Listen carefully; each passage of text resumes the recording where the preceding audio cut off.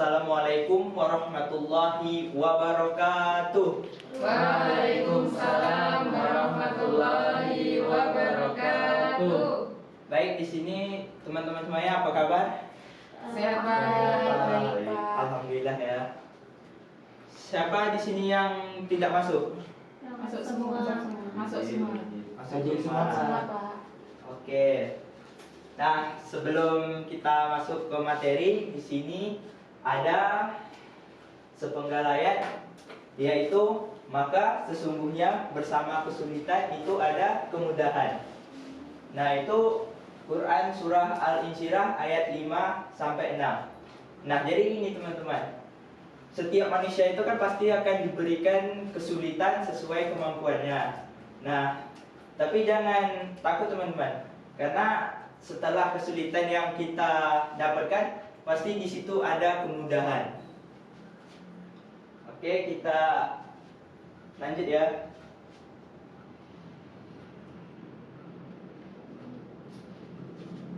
Nah, ada yang tahu nggak gambar dua ini teman-teman? Bubur. Es krim. Oh ya, benar. Kerupuk. Nah, dalam kehidupan sehari-hari pasti kalian sering kan menemukan es krim maupun bubur. Nah, es krim ini merupakan apa ya? Kayak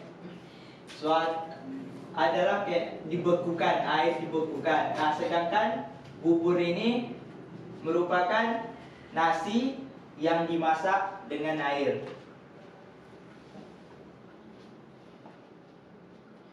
Nah, dari dua gambar ini, kira-kira apakah bubur ini bisa kembali lagi menjadi nasi? Gak bisa. Nggak bisa. Nah, kalau es krim, apakah bisa setelah mencair, apakah bisa menjadi beku lagi? Bisa. Nah, bisa. Nah, kenapa es krim ini bisa beku lagi, sedangkan bubur tidak? Karena itu merupakan dari reaksi reversible dan irreversible. Nah, di mana reaksi reversible ini adalah reaksi bolak-balik, seperti produk menjadi reaktan, sedangkan reaktan juga bisa menjadi produk. Nah, sedangkan irreversible ini adalah reaksi satu arah. Jika produk menjadi reaktan, maka reaktan tidak bisa lagi menjadi produk. Nah, kita lanjut ya. Ya, Pak. Nah, materi kita pada hari ini yaitu faktor-faktor yang mempengaruhi kesetimbangan kimia. Sebelum masuk, saya mau bertanya, apakah teman-teman semua tahu faktor-faktor apa aja sih yang mempengaruhi kesetimbangan kimia? Belum tahu, Pak. Belum tahu ya? Oke.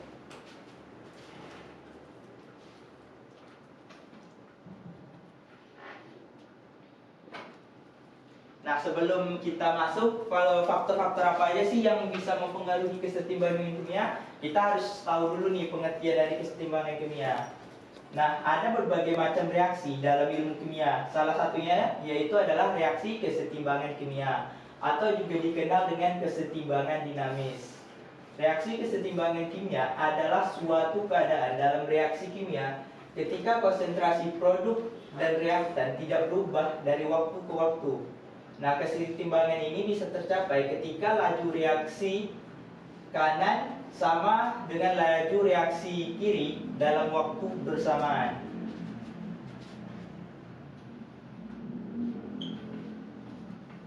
Nah, faktor-faktor yang mempengaruhi kesetimbangan secara pengertiannya, pengetahuan apa saja faktor yang mempengaruhi kesetimbangan kimia ini cukup dibutuhkan dalam kehidupan sehari-hari. Misalnya itu pada di dunia industri. Nah, pengetahuan tentang faktor yang mempengaruhi kesetimbangan kimia dibutuhkan untuk menghemat biaya produksi, sehingga keuntungan dari kegiatan produksi yang dilakukan dapat menjadi lebih banyak. Nah, kesetimbangan merupakan keadaan yang stabil namun peka terhadap perubahan yang timbul dari luar. adanya pengaruh dari luar akan membuat sistem melakukan aksi melalui pergeseran reaksi untuk mengurangi pengaruh tersebut. Nah, faktor yang mempengaruhi kesetimbangan kimia dengan faktor yang mempengaruhi laju reaksi kimia. Nah, faktor-faktor yang mempengaruhi kesetimbangan kimia itu ada 4, teman-teman.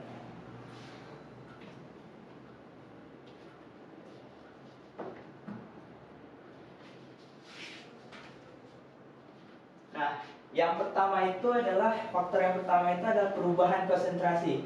Nah, konsentrasi larutan menunjukkan banyak sedikitnya jumlah molekul yang terdapat pada larutan.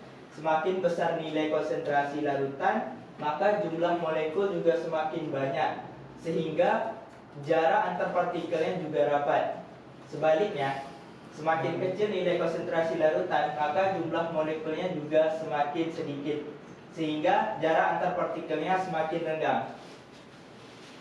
Misalnya gini, jika konsentrasi reaksi itu dinaikkan, maka konsentrasi produk diturunkan, maka kesetimbangannya akan bergeser ke kanan. Nah, jika sebaliknya konsentrasi produk diturunkan dan reaktan dinaikkan, maka akan bergeser ke arah kanan. Nah, faktor yang kedua yaitu perubahan temperatur atau suhu. Nah, pengaruh perubahan suhu sebagai faktor yang mempengaruhi kesetimbangan berkaitan dengan reaksi eksoterm dan endoterm. Berdasarkan asas Lee Catalier, posisi kesetimbangan akan bergerak ke arah yang berlawanan jika ada faktor luar yang mempengaruhi sistem. Misalnya gini, jika suhu naik, maka kesetimbangan akan bergeser ke arah yang menyerap kalor dan nilai Kc-nya berubah. Nah, jika suhunya turun, maka kesetimbangan bergeser ke arah reaksi yang melepas kalor dan nilai Kc-nya pun naik. Nilai Kc-nya pun berkurang.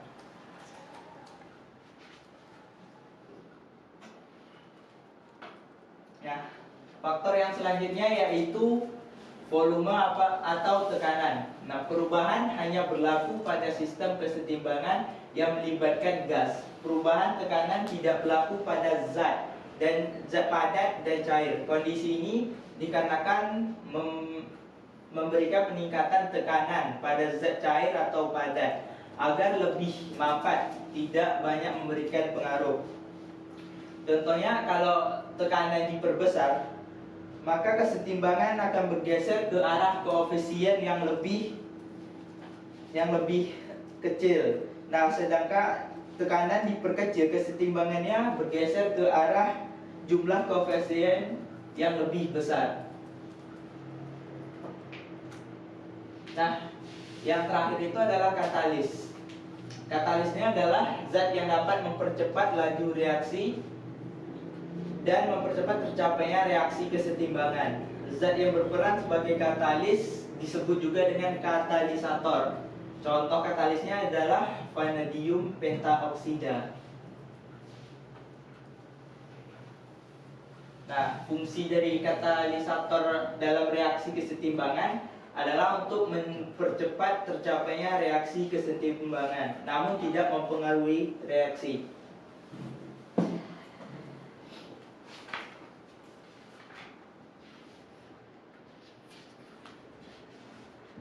Oke, kan tadi faktor-faktor yang mempengaruhi itu kesetimbangan itu ada 4 ya, yaitu konsentrasi, suhu, tekanan, dan volume. Sampai di sini apa ada yang mau ditanyakan? Belum ada, Pak. Oke, berarti kita lanjut ke post test ya.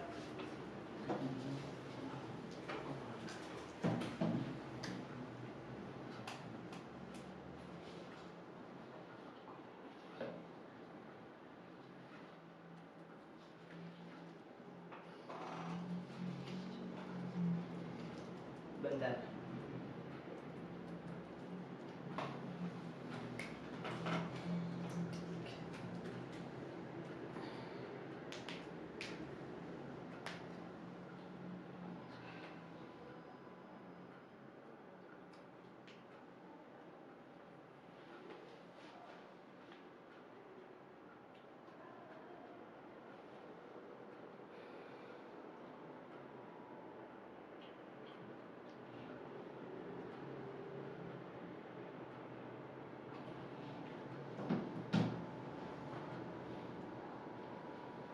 mohon maaf ini wifi-nya mati.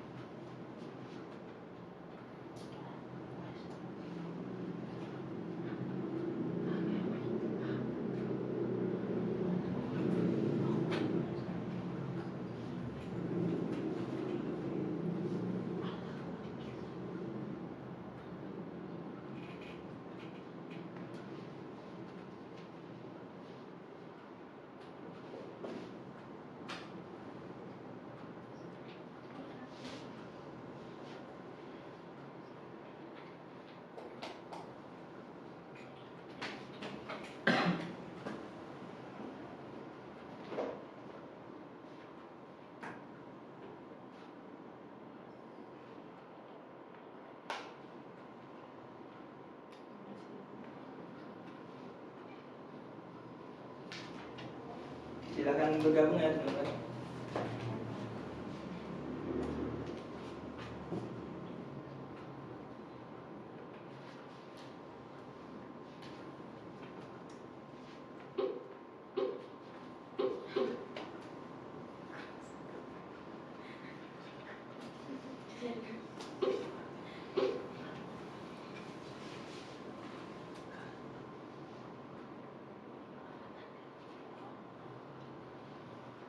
Apa udah tergabung semua?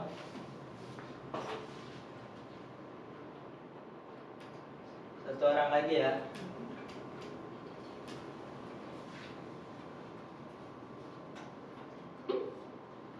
Oke, kita mulai ya teman-teman.